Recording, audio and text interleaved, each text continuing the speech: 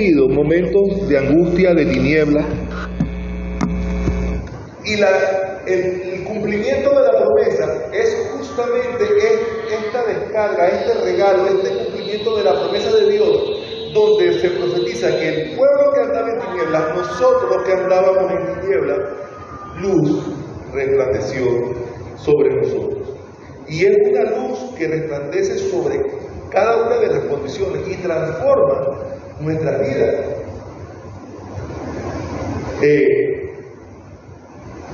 Quiero entonces referirme nuevamente, porque, a ver, hay todo un relato.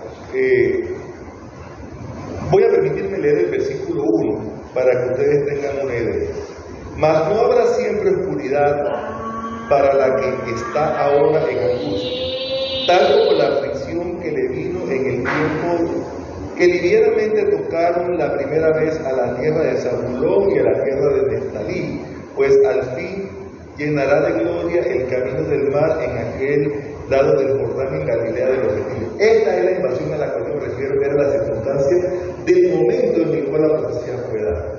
Las tierras de Zabulón y de Neftalí habían sido invadidas y ellos estaban enfrentando gran angustia, gran tiniebla. Pero vuelvo al punto.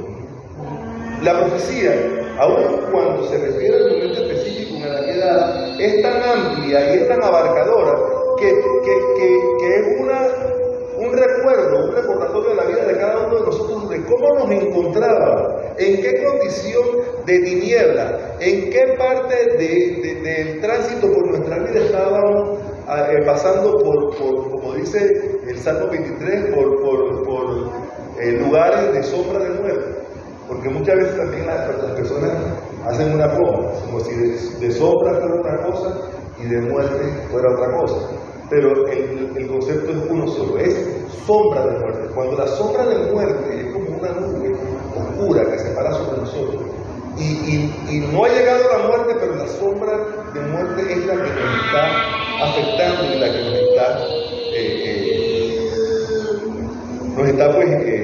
afectando, es la palabra. Entonces, esta llegada de este niño en el lugar del cumplimiento de la promesa, en aquel portal de Belén, se refiere al cumplimiento de esta profecía. Al niño de Belén, en obediencia a la profecía del ángel, la visita del ángel a María, su nombre fue Jesús. Pero en la profecía, su nombre es Emmanuel, Dios con nosotros. Y esto que estamos hablando aquí. Admirable consejero. Admirable consejero. La palabra admirable en hebreo significa, o es la palabra tele, que significa maravilloso, que significa milagroso. Y nos habla de un momento, por decirlo, inusual. Nosotros podemos sentir la presencia de Dios cada día en nuestra vida. Pero ustedes me dirán si han vivido lo mismo que a mí me ha pasado. Yo siento la presencia de Dios en cada momento de mi vida. Pero hay momentos específicos en mi vida en el cual mi necesidad es tan grande que yo puedo sentir un impacto maravilloso. Es algo que en medio de la curva de comunión con el Señor, en la cual,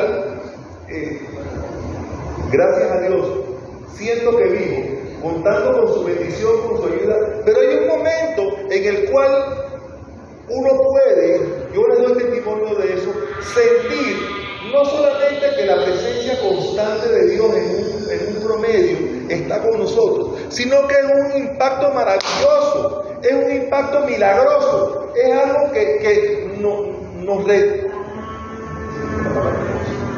remece, nos estremece. Muy flojo de vocabulario. Se estremece nuestro cuerpo, porque el impacto de la obra maravillosa de Dios entra en nuestra vida. Y es una experiencia que el hermano Julio me dijo ayer fue que me llamaste el otro día. Hermano, dime los versículos bíblicos que Éxodo hasta el Apocalipsis y todas las referencias de la profecía del Mesías, y esto está demasiado. Entonces, no vamos a pasar leyendo nada más y no vamos a poder predicar. Pero yo sí quiero leerles a ustedes una expresión maravillosa que aparece en el libro de Éxodo, en el capítulo 15, el versículo 11. Y es una porción hermosa que inclusive las personas que lo han leído han hecho hasta canciones de esta porción. Dice Éxodo capítulo 15, versículo 11. ¿Quién como tú, Jehová, entre los dioses? ¿Quién como tú, magnífico en santidad, terrible en maravillosas hazañas, hacedor de prodigios? Yo te la puedo cantar, Marisa, tú también, ¿verdad? ¿Ah? ¿La quieres escuchar? Dice así: ¿Quién como tú, Jehová, entre los dioses? ¿Quién como tú, Jehová, entre los dioses? ¿Quién como tú, magnífico en santidad, terrible en dolores, hacedor de maravillas, hacedor de maravillas? Es el texto, ¿se dieron cuenta? Y a eso es a lo que yo me refiero cuando entendemos que el lugar de admirable implica un impacto en nuestras vidas en donde podemos sentir que el Señor no solamente nos acompaña, sino que en el momento oportuno realiza milagros y maravillas en nuestra vida, y nosotros podemos sentir en nuestro ser espiritual y en nuestro cuerpo este estremecimiento que es saber que la mano de Dios es la que nos sostiene. Y el mundo también, esta es la parte de admirable y la parte de consejero. La sabiduría de Dios, ¿quién la puede sobrepasar? Y si nosotros añadimos a esa característica que tiene Él de hacer maravillas, pero esa la pegamos con el tema de que Él es nuestro consejero, imagínense la cantidad de beneficios y de bendición que trae a la vida de nosotros saber que el consejo de Dios está a nuestro alcance, y está a nuestro alcance a través de lo que la palabra de Dios nos enseña. Es ella la que nos habla, es ella la que nos guía, y es a ella que debemos venir cuando tengamos necesidad de un consejo. Es evidente que tenemos que procurar la comunidad, la hermandad, la comunicación y la comunión y lo demás, porque estamos para apoyarnos los unos a los otros. Pero este apoyo no es de parte de mi hermano hacia mí, no es de parte del pastor a mí, ni de parte del pastor mío. Es un apoyo que viene de parte de Dios hacia mi vida a través de Él. Y es un impacto que trae a la vida de Él, Dios mismo, pero a través de mí. ¿Sí? Entonces no es que nos damos el privilegio o nos atribuimos la ejecución o la perfección de un milagro, de un consejo de parte de Dios, porque eso me lo dijo el pastor o porque eso me lo dijo el hermano William. Eso viene de parte de Dios. Y de parte de Dios es que nosotros tenemos que poner para ser vehículos, para ser instrumentos de edificación y de sostén y de comunión a nuestros hermanos, porque es de parte de Dios que recibimos esa condición de admirable consejero. El siguiente título, el siguiente nombre dice Dios fuerte. Dios fuerte. Hay un nombre de Dios que muchas veces en la Biblia lo dice y nosotros pensamos que se refiere al mismo nombre. Y ustedes me van a entender cuando se lo explique. Muchas veces la Biblia se refiere a Dios como Jehová de los ejércitos. Sí, pero Jehová de los ejércitos Toda esa palabra es un solo nombre de Dios. No es bueno, voy a decirle, ustedes saben que el nombre de Jehová dice, tiene varias acepciones o varios significados, ¿verdad? ¿Quién me puede ayudar? Jehová Rafa, ¿cuál otro? Jireh, Shaddai, Adonai, Nisi, todo eso tiene diferentes significados. Pero Jehová de los ejércitos es uno que no me han dicho. Y es Sabaoth. Sabaoth también es un nombre, Jehová Sabaoth, Jehová de los ejércitos. Este es al que se está refiriendo el profeta en esta porción.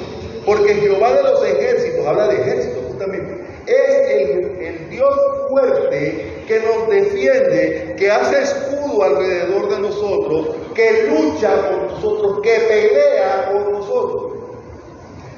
Va más allá de la parte de provisión, va más allá de la parte de sanidad, va más allá de la parte de comunión, va orientado en el sentido de que justamente porque nos encontramos en medio de un momento vulnerable y que estamos transitando por un momento de tinieblas y la llegada de Él es la que abre nuestros ojos a la luz.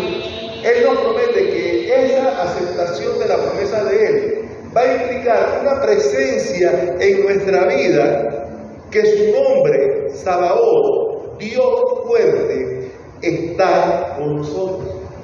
El Dios que lucha por nosotros, el Dios que pelea por nosotros, más allá de que sea el Dios que nos salva, el Dios que nos provee, o el Dios infinito en el cual vamos a hablar en el siguiente punto. Dios fuerte, Jehová Sabaoth, el que pelea por nosotros. También. Es lo mismo, lo que pasa es lo mismo que... lo que pasa es que, a ver, voy a hacer un paréntesis ya que la hermana hizo la observación. El nombre del Señor, cuando fue revelado a Moisés en la zarza, y Moisés le preguntó, ¿cuál es tu nombre? Porque los egipcios me van a decir. Y el Señor le dice, yo no tengo nombre, yo soy el que soy. Yo soy el que soy. Porque cuando Él escribió el nombre del Señor, las palabras o las letras que constituyen el nombre del Señor en hebreo, que fue como se escribió, no se puede pronunciar.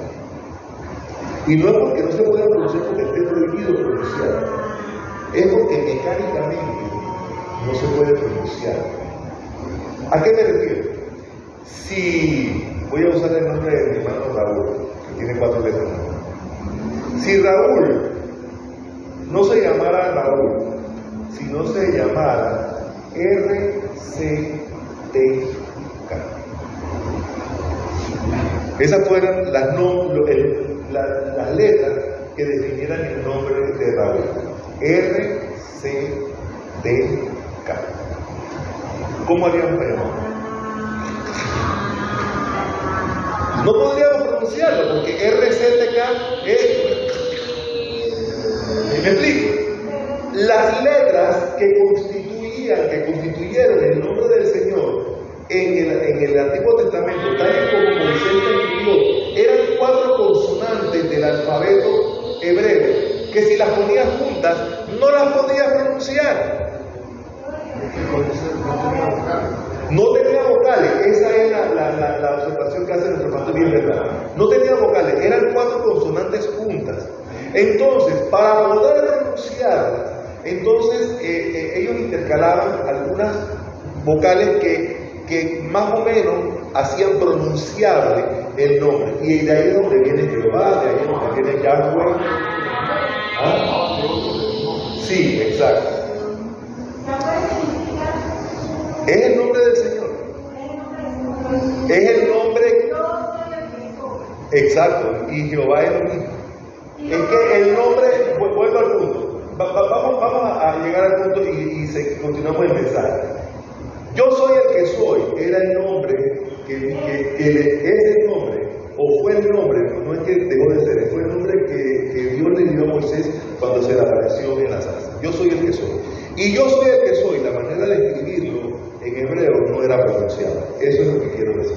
Continuamos. Ya dijimos que admirable consejero es un solo nombre.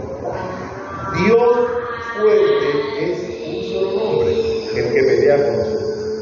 Padre eterno. Yo no sé, yo hablé con mi papá hace un ratito.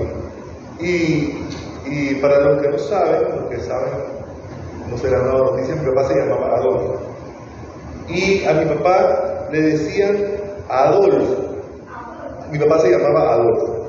Y mi papá tenía para nosotros sus hijos tantos nombres. Y sí, y nos referíamos a la misma persona. Él era papá, él era papi, y él era Diego, él era Fito, él era Adolfo, él era Baby, le decíamos Baby, él era el Baby. Y así como nosotros teníamos diferentes maneras de referirnos a él, de llamarlo, en mi familia pasaba algo raro. Nosotros somos 6 hermanos, los 3 mayores somos varones y las 3 menores son las mujeres. Y los varones desarrollamos una relación con mi papá tan íntima, tan cercana, pero yo no recuerdo nunca haber estudiado a mi papá. Mi papá era usted. Pero eso no significaba que había distancia. Eso significaba de que existía un respeto tal, y los varones, los 3 varones, tratábamos a papá de usted y de usted, de usted. Y mis hermanas, las niñas, las 3 chiquitas, de casa, ellas sí lo tuteaban, nosotros nos quedábamos prestados, no respetan, porque ella le decía, papá, ven acá, y lo trataban de tú y los jalaban, bueno, nosotros también, pero me refiero a ese trato en particular. Y de parte de él hacia nosotros también. Mi papá le puso un sobrenombre a cada uno de sus hijos, sobre el cual nadie podía meterse. Solo él nos llamaba a eso.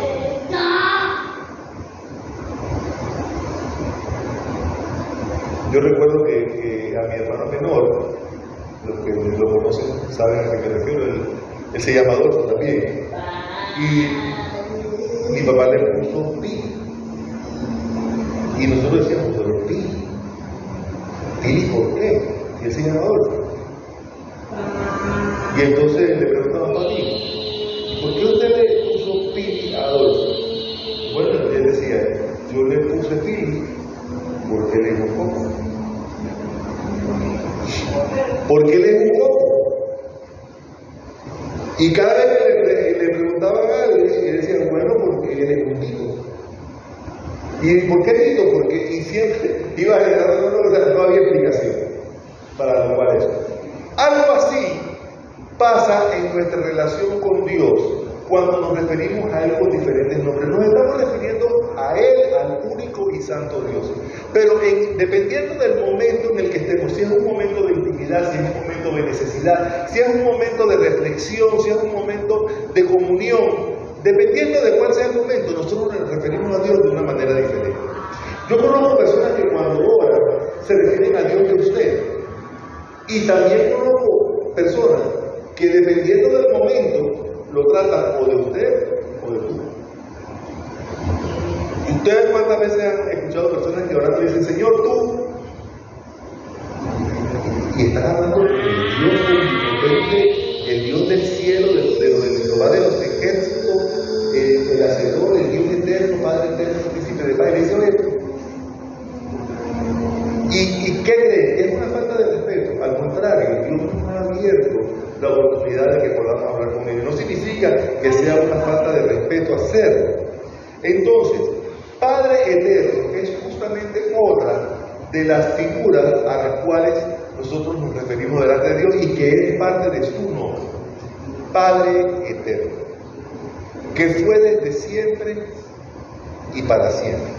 ¿Y por qué dirán que se le puede llamar Padre Eterno al Hijo? Se dan cuenta que está refiriendo a una profecía de cómo se va a llamar el Hijo. Y el Hijo se va a llamar Padre Eterno. ¿Pero es Padre o es Hijo? El Hijo. Pero su nombre es también Padre Eterno. No está como confuso. No sienten que está como confuso. En realidad no.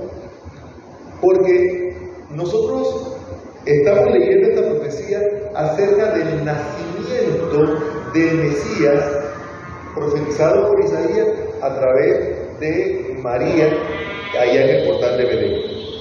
Pero ¿qué ustedes creen? ¿Que Jesús empezó a existir cuando nació de María? ¿O ya existía? Ya existía, junto con el Padre. Fue co-creador con el Padre, porque ellos son uno. ¿Sí? Quiere decir que cuando Dios creó al mundo, ya existían las tres personas de la Divina Trinidad. Dios es tres personas. Un solo, ¿cómo es? Tres diferentes personas y un solo Dios verdadero. ¿Ah? Juan 1 dice que en el principio el verbo era con Dios y el verbo era Dios. Quiere decir que en el principio, cuando el Señor Dios creó el mundo,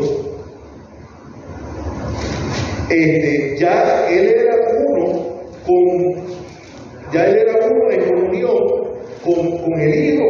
¿O no están de acuerdo conmigo?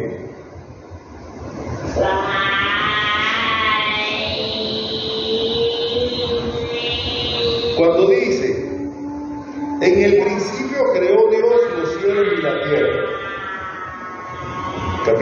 versículo 1.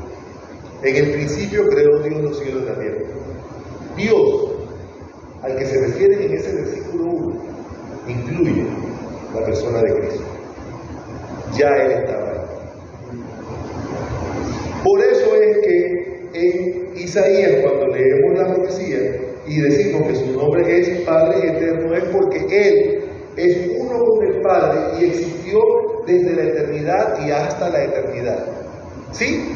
Es un concepto que no quiero que sea complicado ni que le atormente la mente. Simple y sencillamente tengan la certeza de que Cristo no empezó a existir, el Señor Jesús no empezó a existir el 25 de diciembre en la mañana cuando María lo baila. No.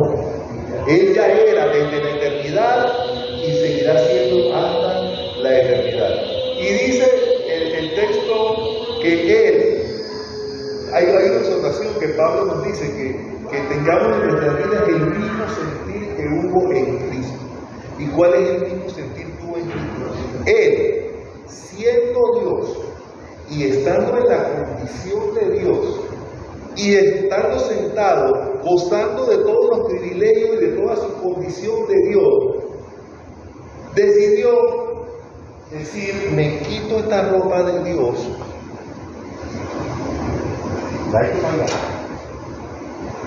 se despojó de su condición de Dios para hacerse hombre. Y no solamente para hacerse hombre, sino para ser siervo. Y no solamente siervo, sino el siervo el más humilde. Y ese servicio, y ese sacrificio de Dios, lo que hizo es que Él sea no es que sea a partir de eso, es que Él se convierte en el Salvador para los que acepten su promesa, para los que acepten su presencia en su vida. El que no la acepta, no. Esto me da miedo decirlo. Pero, hermano, no todos somos hijos de Dios. Hay un decir por ahí popular que dice, no, porque sí, porque todos somos hijos de Dios. Pero es a los que le recibimos, a los que le recibieron, a los que creyeron en su nombre, les dio potestad de ser hechos hijos de Dios. Y hay una cita muy famosa que es en Juan 3:16, y ustedes me dirán, ¿por qué la estamos buscando? La voy a buscar, no es porque no me la sepa de memoria, sino porque esta cita está complementada con 2 versículos más adelante. Y esta cita de Juan 3:16, a ver, ayúdenme a decirla, porque de tal manera amó Dios al mundo que dio a su Hijo unigénito para que todo aquel que en Él crea no se pierda, mas tenga vida eterna. Pero entonces, ¿a quién le dijo Jesús esta palabra? A ver, ¿quién me ayuda a recordar? ¿A quién Cristo le dijo esto? Cristo estaba hablando con Nicodemo, aquel que le dijo que tenía que nacer de nuevo, ¿se acuerdan? Cristo estaba hablando, el Señor Jesús está hablando con Nicodemo, pero Él le dice a Nicodemo, en el capítulo 3, en el versículo 18, no es Juan 3:16, es Juan 3:18. El que en Él cree, se está refiriendo al Hijo de Dios, el que en Él cree, no es condenado. Pero el que no cree ya ha sido condenado porque no ha creído en el nombre del unigénito Hijo de Dios. El que en Él cree no es condenado, pero el que no cree ya ha sido condenado. ¿Y por qué ha sido condenado? Por no creer. ¿Sí? Yo recuerdo que yo una vez tuve una discusión con un amigo mío que era un poco incrédulo, y él me dice, pero ¿quién te dice a ti que estamos condenados? Y yo le dije, entonces yo necesitaba este versículo textual. ¿Sabes por qué? Porque el que en él cree no es condenado, pero el que no cree ya ha sido condenado porque no ha creído en el nombre del unigénito Hijo de Dios. Ah, sí. Y entonces tú te crees que tú eres el único que está salvo por causa de que yo le digo, porque en Él cree, porque el que en Él cree no es condenado, pero el que no cree ya ha sido condenado por no haber creído. Y cada pregunta nueva que él me hacía, yo le volvía a recitar el mismo texto. Y él decía, pero es que tú pareces un robot. Yo le digo, no es un robot, es que esa es la respuesta. Sí, entonces, este Padre eterno, que justo desde la eternidad hasta la eternidad, a partir del pecado del hombre, diseñó un plan a través de la venida de su Hijo. La presencia del Hijo de Dios entre nosotros es que este hombre que nació ahí en aquel portal de Belén era un hombre con las mismas dolencias, con las necesidades. ¿O qué usted cree que a Jesucristo por ser Dios no le dio hambre, o ninguna comida le cayó mal, o quizás nunca le dio fiebre, o quizás yo a lo mejor han escuchado este ejemplo? Ustedes saben que estas personas usaban como una sandalia, como una chancleta, lo que hacían, pero los caminos de allá eran caminos pedregosos, eran caminos de difícil acceso y no tenían zapatillas Nike, ni Adidas, ni nada de eso. Era una chancleta que eran unos pedazos de fuego amarrados. Ahora, yo no sé cuántos de ustedes se han dado un golpe o se han levantado una uña con una pata de la cama. ¡Eso duele! Mire, una patada a una esquina de la cama y te levanta la uña del dedo chiquito, gordito, y eso duele.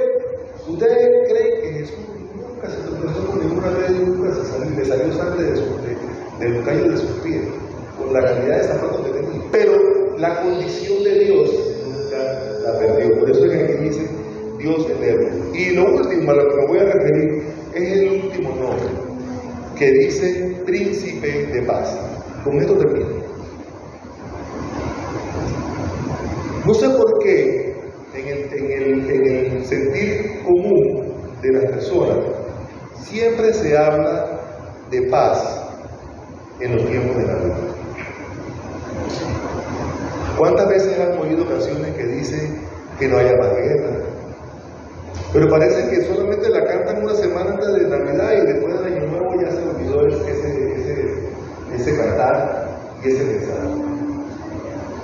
la realidad es que el nombre de Jesús, el nombre del Señor, uno de los nombres por los cuales Él es llamado, es justamente el príncipe de paz. Y yo creo que las guerras han existido en la humanidad desde que el mundo es mundo, desde que la humanidad existió. La primera gran desaveniencia fue justamente del hombre con Dios, cuando pecó en el jardín del Edén. Pero su propia descendencia ya estaba en guerra, ¿verdad? Caín mató a su hermano. Después, Abraham no creyó en la promesa de Dios y pretendió hacerle caso a su mujer y embarazó a su criada, de la cual nació Ismael, que era el primogénito de Abraham. Y Agar, así se llamaba la mujer, una vez que nació de Sara, el hijo de la promesa, como le llaman en la Biblia, le llamamos a los cristianos, que es Isaac, cuando nació Isaac, que las mujeres empezaron a pelearse, Agar con su hijo Ismael por un lado y Sara con su hijo Isaac por otro lado. Entonces Abraham despidió a Agar y la envió, pero no la envió con lo que tenía puesto, le dio todo un legado. Y usted puede creer, hermano, y yo les estoy hablando de eso, que yo no sé cuántos miles de años han pasado desde eso, y todavía hoy se están peleando. Todavía hoy esas dos simientes se están peleando, y si no, vean lo que está sucediendo en Palestina. Son los descendientes de Ismael contra los descendientes de Isaac, peleándose todavía desde aquella época. Sin embargo, este libro de esta promesa dice que su nombre es Príncipe de Paz y su reinado sobre nosotros no tendrá fin. Y la oportunidad que Dios nos da de compartir con otros es tan grande, tan hermosa, que debemos que entender el verdadero significado de todos estos nombres para implementarlos en nuestro diario vivir. Y llegará el momento de que en la tierra no habrá más guerra.